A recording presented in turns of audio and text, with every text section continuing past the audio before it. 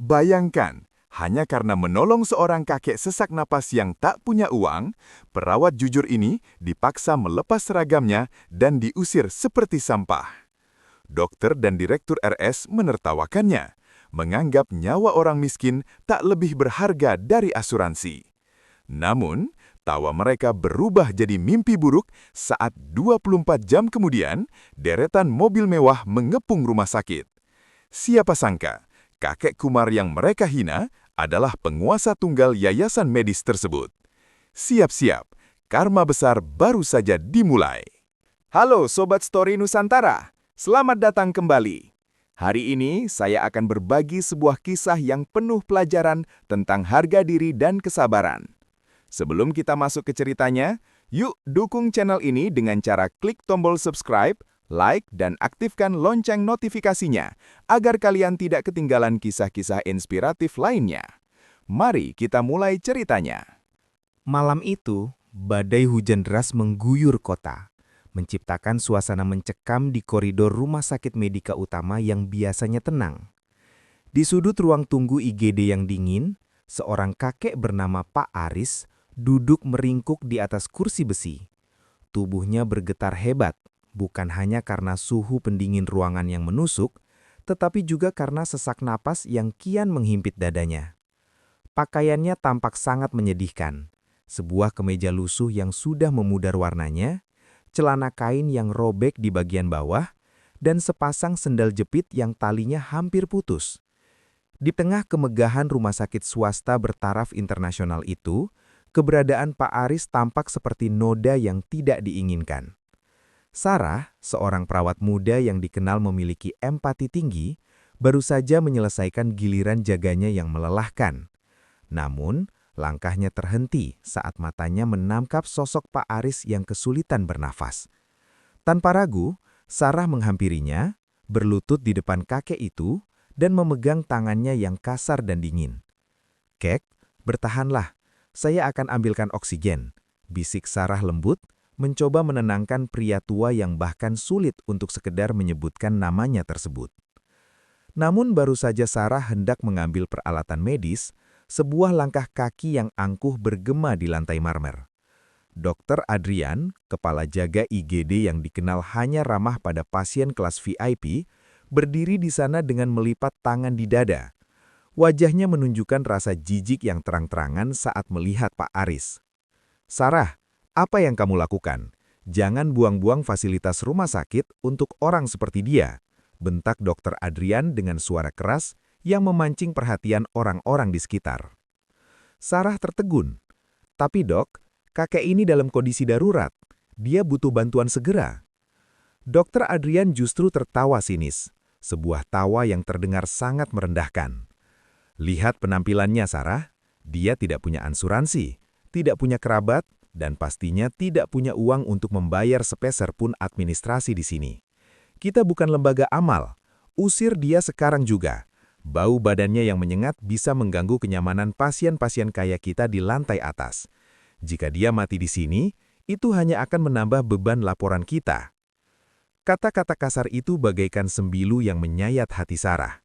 Di bawah lampu neon IGD yang terang, terjadi sebuah ketegangan hebat antara Sarah yang memegang teguh sumpah medisnya untuk menolong tanpa pandang bulu, dan Dokter Adrian yang telah membutakan hatinya demi angka-angka rupiah. Pak Aris hanya bisa menatap mereka dengan sayu. Air matanya mengalir di pipinya yang keriput, seolah pasrah bahwa di dunia ini, nyawa orang miskin memang sering dianggap tidak berharga. Sarah mengepalkan tangannya. Ia tahu, melawan Dokter Adrian berarti mempertaruhkan kariernya. Namun membiarkan kakek ini pergi, berarti membunuh nuraninya sendiri. Suasana di dalam IGD semakin mencekam. Sarah berdiri tegak, menatap langsung ke mata Dokter Adrian yang memerah karena amarah. Di tangannya, Sarah sudah memegang masker oksigen yang siap dipasangkan ke wajah Pak Aris yang mulai membiru. "Dokter," suara Sarah bergetar namun penuh penekanan. "Sumpah yang kita ucapkan bukan untuk menolong mereka yang hanya punya uang. Jika saya membiarkan kakek ini pergi dalam kondisi seperti ini, saya bukan lagi seorang perawat, tapi seorang pembunuh." Tanpa memedulikan makian Dr. Adrian, Sarah segera memasangkan oksigen dan mulai memeriksa tanda-tanda vital Pak Aris. Tindakan berani ini membuat Dr. Adrian merasa otoritasnya diinjak-injak di depan staf lain. "Berani-beraninya kamu membantah perintah saya. Kamu hanya perawat rendahan," teriak Dr. Adrian sambil meraih ponselnya untuk menghubungi direktur rumah sakit. Hanya dalam hitungan menit, langkah kaki yang berat terdengar mendekat. Direktur rumah sakit, Pak Baskoro, datang dengan wajah kaku. Dia adalah tipe pria yang lebih peduli pada grafik keuntungan daripada laporan kesembuhan pasien. Tanpa menanyakan kronologi kejadian, Pak Baskoro langsung melihat ke arah Pak Aris dengan tatapan meremehkan.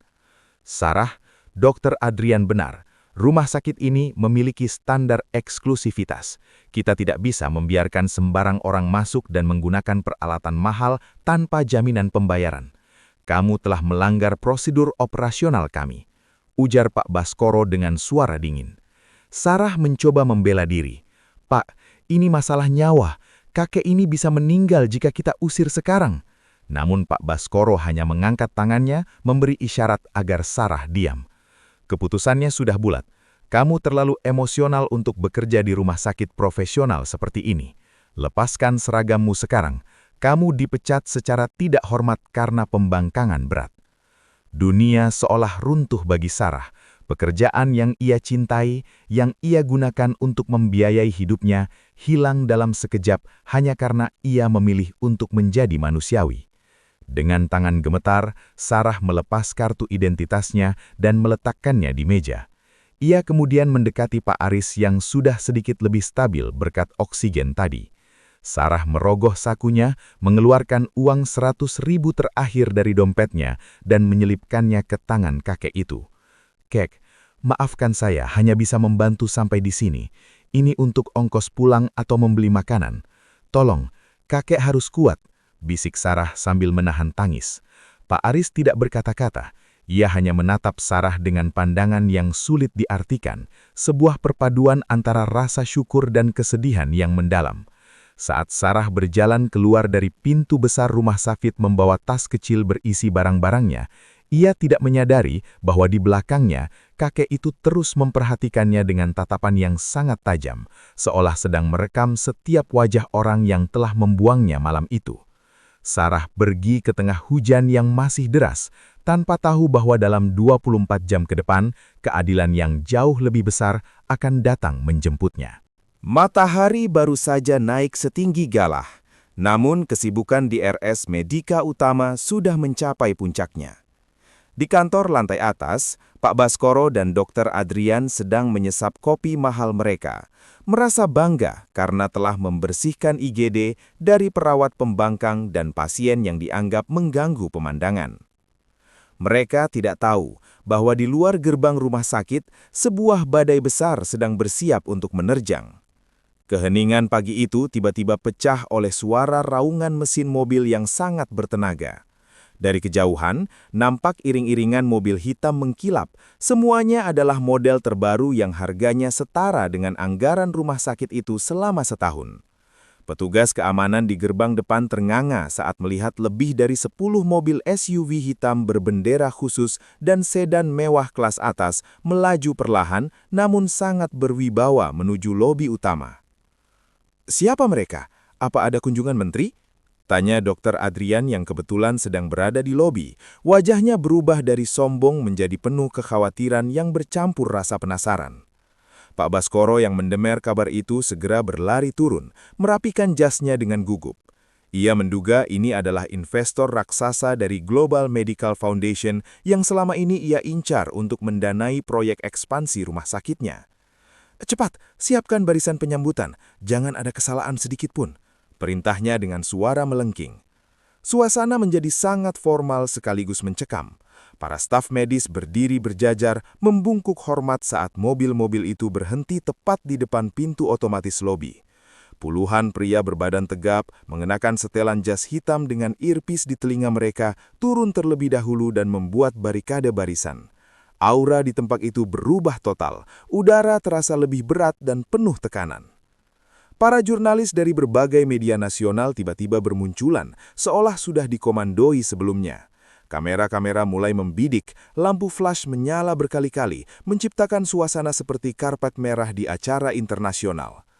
Pak Baskoro berdiri di depan pintu, memasang senyum paling lebar yang ia miliki, siap memberikan sambutan hangat kepada siapapun sosok hebat yang berada di dalam mobil utama. Pintu sedan paling mewah di tengah iring-iringan itu perlahan terbuka. Seorang ajudan muda dengan sigap membukakan pintu dan membungkuk dalam-dalam. Namun ketika sosok itu mulai menampakkan diri, senyum di wajah Pak Baskoro perlahan membeku. Jantung Dr. Adrian seakan berhenti berdetak. Sosok yang keluar dari mobil itu memang mengenakan setelan jas custom made yang sangat mahal dan elegan. Namun wajah itu, wajah tua dengan kerutan yang sangat khas itu, adalah wajah yang hanya beberapa jam lalu mereka usir dengan hinaan dari ruang IGD. Pria itu berdiri tegak, memancarkan wibawa yang bisa meruntuhkan nyali siapapun yang menatapnya. Inilah saat di mana kesombongan mereka mulai bertemu dengan kenyataan yang menghancurkan. Seluruh lobi rumah sakit mendadak sunyi senyap, seolah-olah waktu berhenti berputar. Pak Baskoro, sang direktur, merasa lututnya melemas. Ia mengerjapkan mata berkali-kali, berharap apa yang ia lihat hanyalah halusinasi akibat kurang tidur. Namun, pria tua yang berdiri di depannya itu sangat nyata. Meskipun kini ia mengenakan setelan jas dari bahan wol terbaik dan jam tangan platinum yang berkilau di bawah lampu lobi, sorot matanya yang tajam dan tenang tetap sama dengan kakek yang semalam ia sebut sebagai gelandangan. Tuan Wijaya? Suara Pak Baskoro tercekat di tenggorokan, nyaris menyerupai bisikan ketakutan. Pak Aris, atau yang kini dikenal sebagai Aris Wijaya, pemilik tunggal Wijaya Medical Group sekaligus penyumbang dana kesehatan terbesar di negeri ini, melangkah maju satu tindak. Suara sepatunya yang mahal bergema di atas lantai marmer, terdengar seperti lonceng kematian bagi karier Dr. Adrian dan Pak Baskoro. Ia tidak menyapa dengan keramahan, melainkan dengan keheningan yang mengintimidasi. "Jadi begini cara kalian menyambut tamu?" tanya Pak Aris dengan nada suara yang rendah namun mampu menjangkau setiap sudut ruangan. "Semalam saat saya datang dengan baju kusam karena baru saja selamat dari musibah kecelakaan di pinggiran kota dan kehilangan ponsel serta dompet saya, sambutan kalian sedikit berbeda." Dr. Adrian yang tadinya selalu mendongakkan kepala dengan angkuh, kini menunduk sedalam-dalamnya. Keringat dingin mengucur deras dari pelipisnya. Ia mencoba mencari celah untuk membela diri. "Mohon maaf sebesar-besarnya, Tuan Wijaya. Kami hanya menjalankan prosedur keamanan. Kami tidak tahu bahwa itu adalah Anda," ucapnya dengan suara gemetar. Pak Aris tertawa kecil, namun tawa itu sama sekali tidak mengandung kegembiraan. "Prosedur? Apakah prosedur kalian mengajarkan untuk membiarkan manusia mati hanya karena mereka tidak terlihat mampu membayar? Apakah prosedur kalian memberikan hak bagi kalian untuk menghina sesama?" Pak Aris kemudian berbalik ke arah kerumunan wartawan yang sedang merekam setiap detik kejadian memalukan itu. "Hari ini, saya datang bukan untuk menandatangani kontrak investasi triliunan rupiah yang kita bicarakan di telepon minggu lalu, Baskoro," tegas Pak Aris. Ia kemudian merogoh saku jasnya dan mengeluarkan sebuah amplop hitam. "Saya datang untuk memberikan evaluasi langsung. Semalam, saya menemukan satu hal yang sangat langka di rumah sakit busuk ini. Sebuah hati nurani. Dan kalian justru membuang hati nurani itu ke jalanan." Pak Aris memandang tajam ke arah pintu keluar, seolah-olah sedang menunggu seseorang. "Mana? Perawat bernama Sarah. Saya ingin semua orang di sini melihat siapa sebenarnya pahlawan yang kalian anggap sebagai pembangkang." Di saat itulah, semua mata tertuju pada pintu lobi, menanti kemunculan sosok yang hidupnya baru saja dihancurkan oleh ketamakan mereka. Di tengah suasana yang penuh tekanan itu, sebuah mobil dinas milik Wijaya Group berhenti tepat di depan lobi. Dari dalamnya, turunlah Sarah. Ia tidak lagi mengenakan seragam perawat yang lusuh, melainkan pakaian yang rapi dan sopan. Wajahnya tampak bingung sekaligus terkejut melihat kerumunan media dan pejabat rumah sakit yang biasanya ia segani, kini berdiri mematung layaknya pesakitan di pengadilan. Pak Aris melangkah mendekat dan menyambut Sarah dengan senyum yang tulus, senyum yang sama yang Sarah berikan padanya saat ia sedang sekarat semalam. "Sarah," ucap Pak Aris dengan suara yang lantang agar terdengar oleh seluruh kamera media. "Semalam kamu memberikan bantuan saat semua orang memalingkan wajah. Kamu memberikan uang terakhirmu untuk orang asing yang kamu kira gelandangan. Hari ini, biarkan saya membalas ketulusanmu." Pak Aris kemudian berbalik menghadap Pak Baskoro dan Dr. Adrian yang wajahnya sudah sepucat kertas. "Mulai detik ini, saya membatalkan seluruh rencana kerjasama dan mencabut semua dana hibah untuk rumah sakit ini. Saya juga telah menginstruksikan tim pengacara saya untuk meninjau kembali izin operasional tempat ini atas dasar pelanggaran kode etik berat dan penelantaran pasien darurat." Pak Baskoro jatuh berduduk di lantai marmer, menyadari bahwa kekuasaan yang ia bangun bertahun-tahun runtuh dalam hitungan menit. Dr. Adrian mencoba memohon, "Tuan Wijaya, tolong beri kami kesempatan kedua. Kami hanya menjalankan tugas." Namun Pak Aris hanya menatapnya dingin. "Tugasmu adalah menyelamatkan nyawa, dokter. Dan kamu baru saja gagal menjalankan satu-satunya tugas terpenting dalam hidupmu. Kamu dan Pak Baskoro, silahkan kemasi barang-barang kalian. Kalian dilarang menginjakkan kaki di jaringan rumah sakit milik saya selamanya." Keajaiban tidak berhenti di situ. Pak Aris memegang pundak Sarah dan mengumumkan, "Saya secara resmi mengangkat Sarah sebagai Direktur Pengawas Etika Medis untuk seluruh rumah sakit di bawah naungan Wijaya Medical Group. Ia akan memastikan tidak akan ada lagi pasien, baik kaya maupun miskin, yang diperlakukan secara tidak manusiawi seperti yang saya alami semalam." Lobi rumah sakit yang tadinya penuh dengan aura keangkuhan, kini pecah oleh suara tepuk tangan dari beberapa staf medis bawah yang selama ini tertekan oleh kepemimpinan Pak Baskoro. Sarah menangis haru bukan karena jabatan barunya, melainkan karena ia sadar bahwa kebenaran memang akan selalu menemukan jalannya. Karma tidak pernah salah alamat. Ia datang dengan sangat tenang, namun menghancurkan bagi mereka yang sombong dan mengangkat tinggi mereka yang tetap memanusiakan manusia. Sobat semua, kisah ini mengajarkan kita sebuah pesan moral yang sangat mendalam. Jangan pernah menilai seseorang hanya dari apa yang mereka pakai atau berapa banyak uang di dompet mereka. Di balik pakaian yang lusuh, mungkin ada sosok luar biasa yang sedang menguji ketulusan hati kita. Jabatan dan kekayaan bisa hilang dalam sekejap, namun kebaikan yang kita tanam akan berbuah manis di waktu yang paling tepat. Terima kasih banyak sudah menonton kisah ini sampai selesai.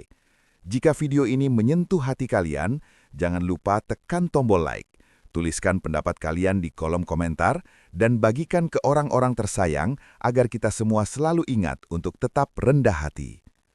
Terima kasih atas dukungannya dan sampai jumpa di video inspiratif berikutnya. Tetaplah menjadi orang baik, kapanpun dan dimanapun.